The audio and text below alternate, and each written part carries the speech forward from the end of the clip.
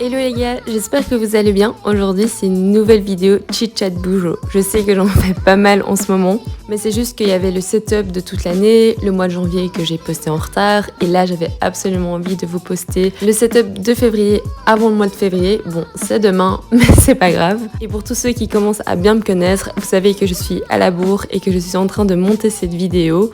Il est 15h23.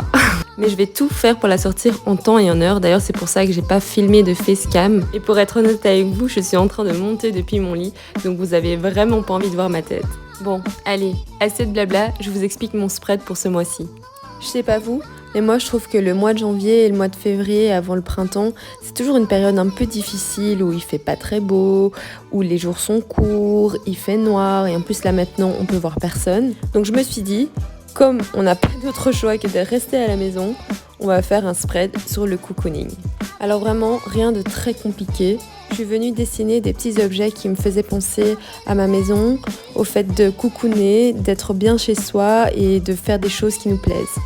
J'ai utilisé ces éléments comme fil conducteur et je les ai mis un peu partout dans mon spread. Comme vous pouvez le voir, j'ai un peu changé la forme de mon tracker. En fait, je ne pensais pas tous les jours à noter ce que j'avais fait la veille ou l'avant-veille. Et donc je me suis rendu compte qu'il y avait des jours où j'oubliais complètement ce que j'avais fait. Et je me suis dit que ça allait être plus facile d'avoir une vision par jour plutôt que par activité.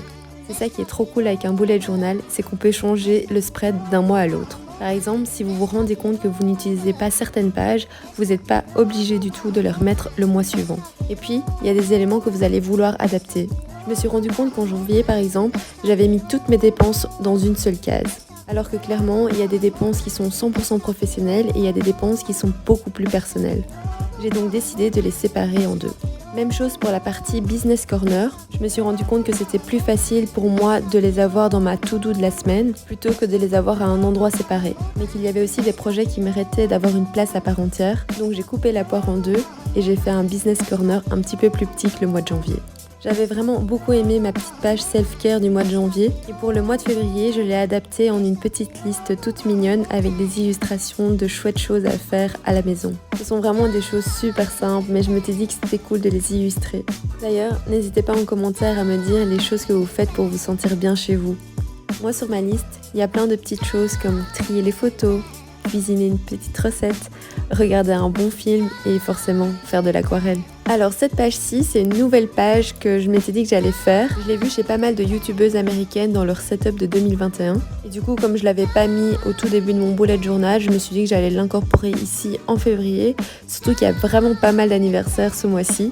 Je pense notamment à ma maman, à ma cousine, Barbie si tu me regardes et Manon. L'idée de cette page, c'est d'avoir une liste de cadeaux préfaite. Souvent, quand je suis sur Instagram ou quand je me perds sur le rabbit hole de YouTube ou sur Internet, il y a plein d'idées de cadeaux qui me viennent en tête. Je suis là, ça serait trop bien pour elle ou ce serait trop bien pour lui. Par contre, J-4 de leur anniversaire, il n'y a plus aucune idée qui me vient en tête. Donc cette page, ce sera un cheat sheet pour tous les anniversaires à venir de l'année.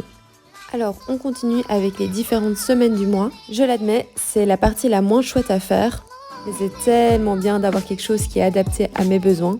Moi, j'adore avoir une vision des horaires de ma semaine, savoir exactement ce que j'ai à 14h le jeudi par exemple, mais ça me permet aussi de visuellement booker certains moments de ma journée ou de ma semaine pour certaines tâches. Donc les petits rectangles que je suis en train de dessiner représentent les différents jours de la semaine et je vais chaque fois venir les numéroter de 7 à 23. Parce que oui, j'essaye de ne pas avoir de rendez-vous avant 7h ni après 23h. J'ai aussi séparé distinctement mes différentes journées de ma to-do parce que je me suis rendu compte qu'en janvier, il y avait pas mal de to-do qui s'étendaient sur plusieurs jours. Et donc du coup, j'avais envie d'avoir une to-do qui était un petit peu plus flexible. On verra le mois prochain comment ça fonctionne pour moi.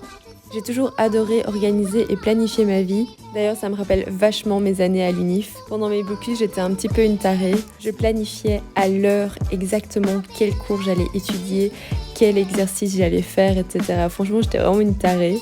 Pour vous dire le level, je calculais la moyenne que je devais faire dans chaque cours pour pouvoir réussir mon année. Et franchement, ça a fonctionné de ouf parce que j'ai jamais raté une seule de mes années à l'UNIF. Une fois que j'ai fait tout mon setup à l'encre, je viens colorier avec des marqueurs. Alors ces marqueurs, je les ai trouvés chez Action. C'est vraiment pas cher du tout. Je pense que c'était genre 4 € pour 12 marqueurs. Et franchement, ils sont vraiment pas mal. Déjà de 1, ils transpercent pas le papier. Et en plus, il y a vraiment plein de chouettes couleurs. Bon, je sais que c'est pas l'idéal d'aller chez Action, mais je trouve qu'ils ont vraiment plein de chouettes trucs, surtout quand il s'agit de création et de bricolage.